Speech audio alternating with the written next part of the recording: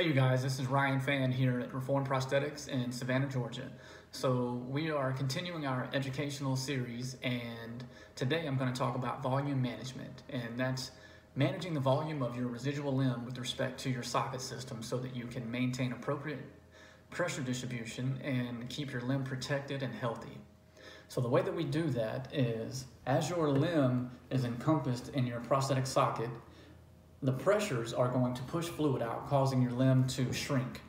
As that happens, you're going to start having more pressure at the bottom of your limb, and sometimes that can be uncomfortable. So to compensate for that, we utilize different socks.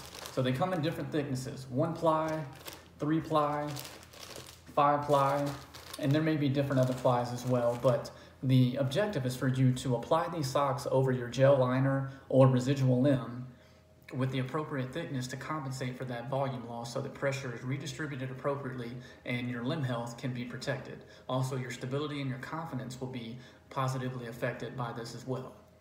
So they make these socks in different lengths. So here's a standard length for a BK, here's a shorter one, and these are just to help you micromanage because you don't always lose volume equally.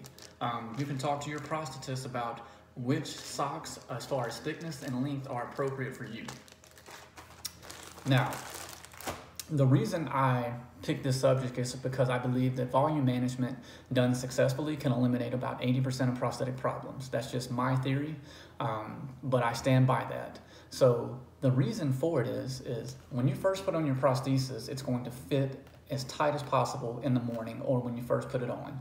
The more you walk, you're going to lose volume and it's going to shrink, causing your shin bone to move back and forth, and it's going to create damage to your skin, possibly bone, and cause you to probably not be able to wear your prosthesis. So what we know factually is that within the first 4 to 5 hours of using your prosthesis, you're going to lose volume, and as that volume is lost, if you do not compensate for it, there's going to be too much movement and there's going to be uneven pressure distribution. A good example is what I have here. So here is a jar full of sand and it's filled up to the top. So this is a well-fitting prosthesis. As I'm shaking it, the sand isn't moving, so everything is nice and stable. So now I'm going to give you an example of what a loose socket does.